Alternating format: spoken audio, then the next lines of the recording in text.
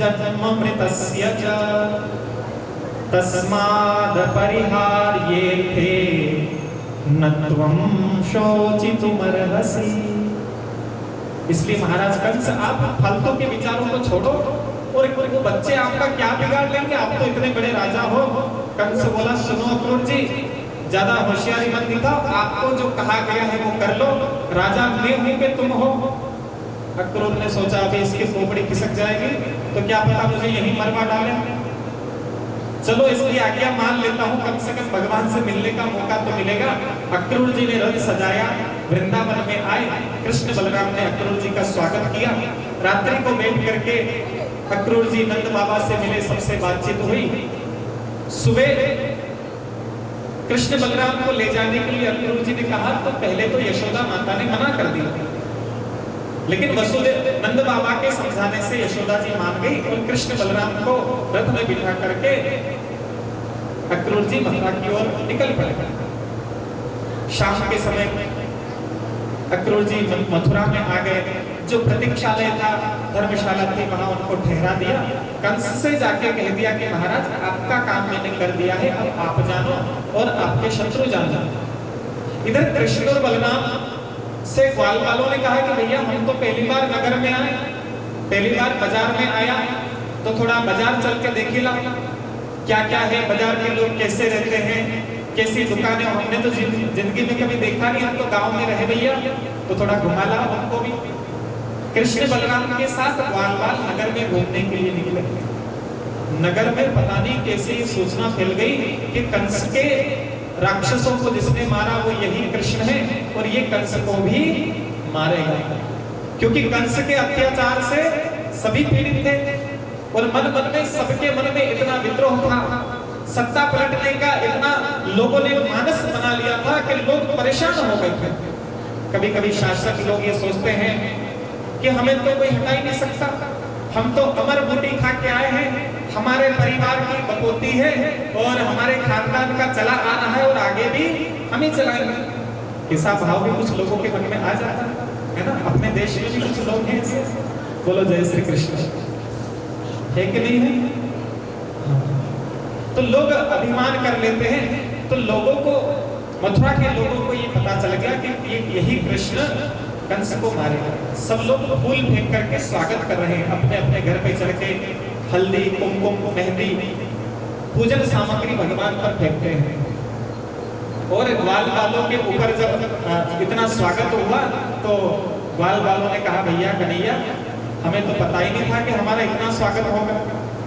भैया हमें अगर ऐसी मालूम होती तो हमने दीपावली पर पहनने के लिए नए कपड़े सिला के रखे थे, वो पहन के आ जाते। अब देखो गांव में तो ऐसा ही होता है। बोलो जय श्री कृष्ण।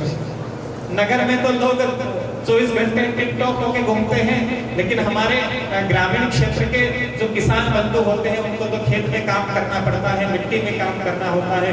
तो संपन्नता होते हुए भी वो बिना किसी अभिमान के वही कपड़े पहन के और ऐसे ही मिट्टी में लथपथ हो रहे हैं कपड़े, उन कपड़ों से ही सारा काम कर लेते हैं। कभी कभी उनको जल्दी में बाजार आना होता तो वो मिट्टी से लथपथ कपड़े पहन के बाजार आ जाते हैं, पूरे बाजार घूम करके वो ऐसे चले जाते हैं। तो भैया हम तो गांव के लोग हैं और अगर पहले पता चलता तो हमने कपड़े सिला के रखे थे। और नगर में तो लोगों को रोज पार्टी, रोज फंक्शन, तो नए नए कपड़े, लेकिन गांव में तो लोगों का एक ही सीजन आता है जब कपड़े खरीदते हैं, है ना। बोलो जय श्री कृष्ण। दीपावली का टाइम ऐसा, और भारत के लोग तो देखो ऐसे हैं कि हर त्योहार के लिए अलग अलग डिजाइन के कपड़े रखते हैं। दीपावली आती है तो बोले नए चमचमाते हुए कपड़े पहनेंगे, नए से नए एकदम ताजा खरीदा हुआ। और होली आती है तो क्या करते हैं, नए कपड़े पहनते हैं। बोले नहीं, वो पुराना 2-4 साल से जो इकट्ठा करके रखा था, पिछली होली में जो पहना था वही इसी होली में पहन लेंगे। ताली बजाओ जरा जोर से अपने लिए।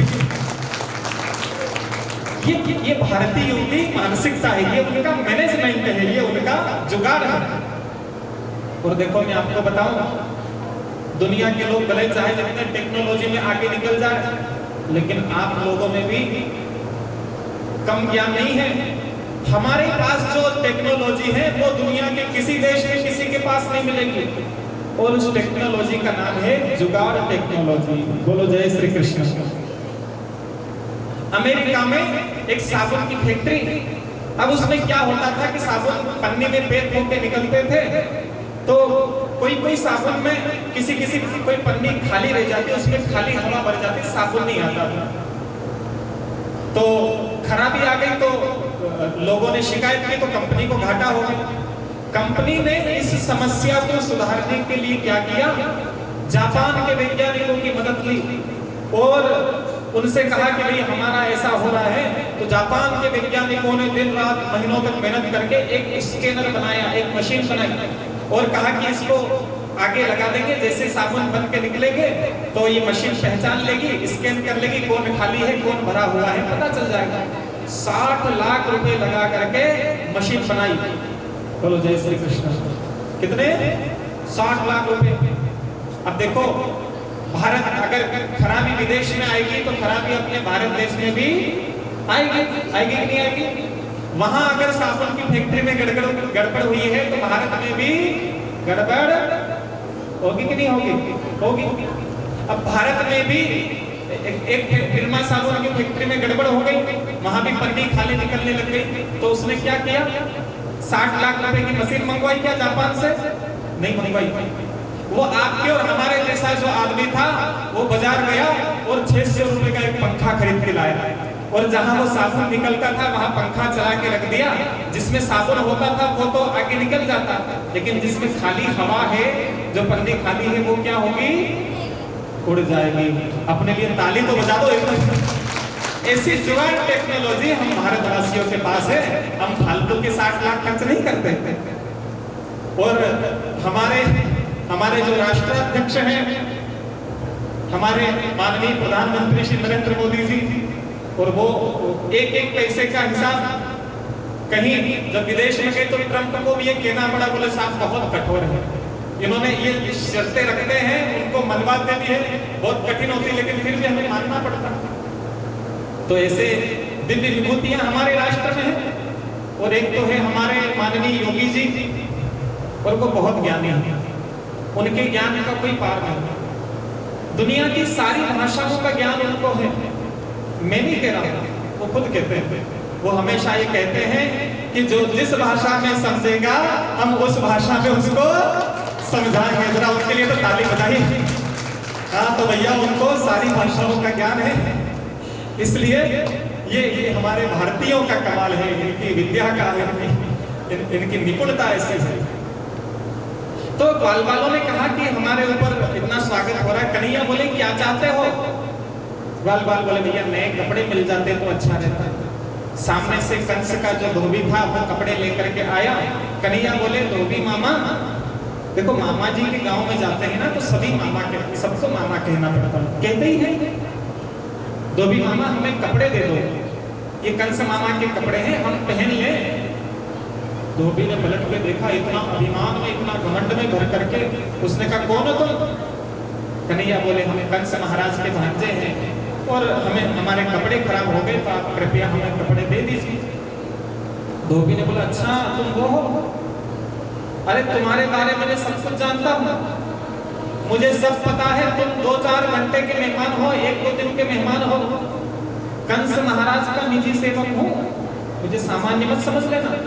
धोता तो कपड़े हूँ लेकिन जानकारी सब रखता हूँ, तुम्हारे बारे में रोज बातें चल रही है राज दरबार में, और तुम अगले दिन मरने वाले ये भी मुझे पता है। अपनी औकात में रहो, तुम गांव के गंवार हो तो गांवड़े जैसे रहो, महाराज के कपड़े पहनने के सपने मत देखो। गाय के पीछे भागने वाले, गोबर उठाने वाले, तालाब का पानी पीने वाले, तुम्हारी इतनी औकात, तुम्हारी इतनी हिम्मत हो गई कि तुम महाराज के कपड़े पहनोगे? ऐसा जब कहा तो कृष्ण के सभी मित्रों को गुस्सा आ गया।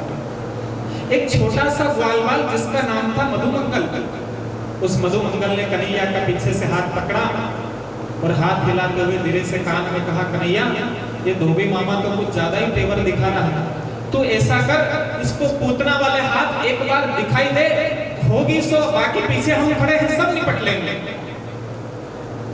कन्हैया ने जैसे ही मित्र की ऐसी वाणी सुनी, कन्हैया की आंखों से आंसू आ गए। मित्रों, ये तुम्हारा प्रेम ही तो है जो मुझमें साहस पैदा करता है, मुझे शक्ति प्रदान करता है। ग्वाल बाल बोले कि होगी सो देखी जाएगी, इसको पूतना वाले हाथ दिखाई दे। कन्हैया ने कहा, धोबी मामा तुमने मुझे सतयुग वाला त्रेतायुग वाला राम समझ रखा है कि तुम्हारे धोबी के कहने से मैं सीता को त्याग दूंगा? अरे मैं कृष्ण बन करके आया हूँ, आज तुम्हें ऐसा सबक सिखाऊंगा कि कभी किसी की निंदा चुगली नहीं करोगे। कन्हैया ने ऐसा जोरदार चाटा मारा कि उस धोबी की गर्दन धड़ से अलग हो गई और वहीं उसका राम नाम सत्य हो गया।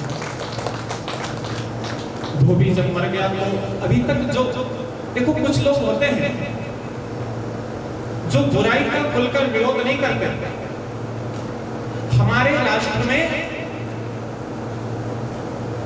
दुर्जनों की दुर्जनता से जितना नुकसान राष्ट्र को नहीं हुआ, उससे ज्यादा नुकसान सज्जनों के मौन रहने से हुआ। बोलो सही कह रहा हूं कि गलत कह रहा हूं? गलत आदमी का तो ये कर्तव्य था कि उसको गलत करना था, उसकी तो नियत खराब थी, उसकी तो पापी मन था उसका, लेकिन सज्जन लोग मौन रह जाते हैं। कोई अगर चौराहे पर खड़ा होकर के गलत करता है तो लोग कहते हैं, अरे भैया अपने ही बोल लो, और लड़ाई भी जाए फालतू में अपने कहीं कर लो, अरे वहां तो अपने चुपचाप बैठो। अगर कोई दुष्ट पापी दुराचारी बलात्कारी अत्याचारी अगर किसी माँ बहन बेटी की तरफ आंख उठाकर देखे तो वहीं उसको चौराहे पर लटका करके पीटना चाहिए। पीटना चाहिए कि नहीं पीटना चाहिए? ताली बजा करके जरा। लेकिन नहीं,